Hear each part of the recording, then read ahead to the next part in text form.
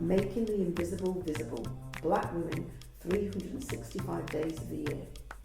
Each day will spotlight a remarkable woman whose story has shaped Black, British or global diasporic history, women whose achievements are too often overlooked. Through these daily short films, we create a living, breathing archive of leadership, creativity, resistance and legacy. Let's begin. Greetings. My name is Marie-Laure Edom, also known as Soukaina in the art sector. And I am a dance practitioner, actually the founder and director of AfriKera Arts Trust, which is a dance institution located in Harare, Zimbabwe. I've been in Harare, Zimbabwe for 30 years now. I guess it was a calling at some point, mostly at the time of the big inflation.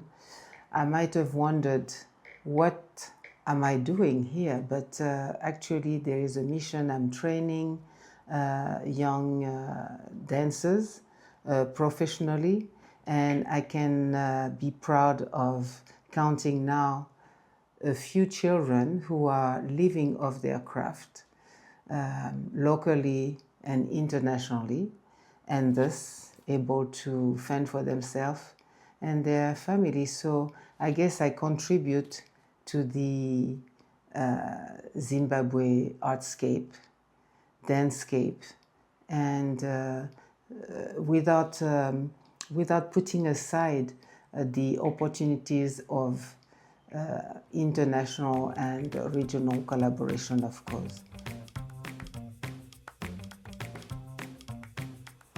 So AfriKera is an umbrella which has a 3-year dance training, then the female company, the professional company, the outreach program, and the collective to encourage young choreographers who would have a creative piece to put together. And so I have to run all that, being an instructor myself, and at the same time a choreographer, at the same time running the artistic side of AfriKera. Yes, so it's mostly to, my brain is always geared to give a lot of exposure to the young dancers here while they are studying and after they have graduated, because we still accompany them a bit after they have graduated. The major experience that shaped me, it's coming to Zimbabwe, because the environment is very different, and of course I was shocked sometimes, but I had to adapt and also open my mind to the new philosophy here, the new way of doing things. And AfriKera is putting its footprint, I will say.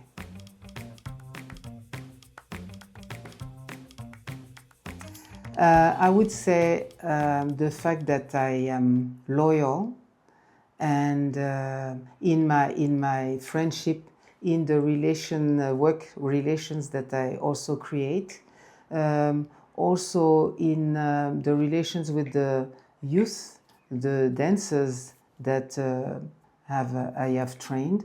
Some of them are now in their 40s, so, and we are still in contact.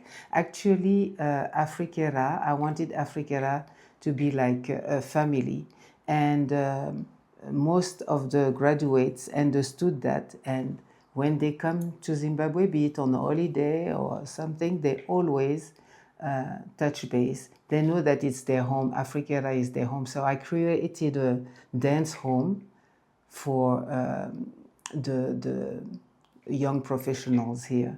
So I will say loyalty. You don't discard people after you have trained them. You follow their parcours, let's say. And I take big pride of that, actually. So yes, the sector that I am working in, which is the art sector, it's quite a challenge. It's a passion, it's a vocation actually, and every little win is important. I take very seriously the pampering of myself, maybe physically, mentally, because if I'm not in good shape, physically and mentally, how can I continue this vocation and passion and make my mark? Because often I am seen like a pole,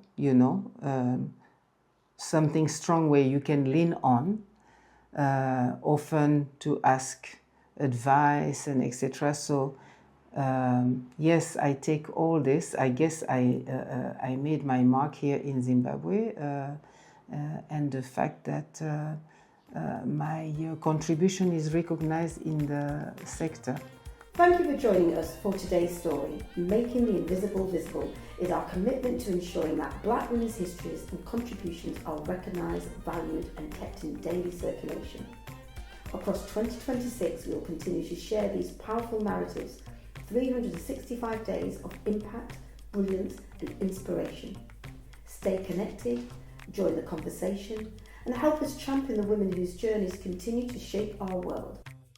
I'm Paulette Brooks, and I'm looking forward to seeing you tomorrow for the next story.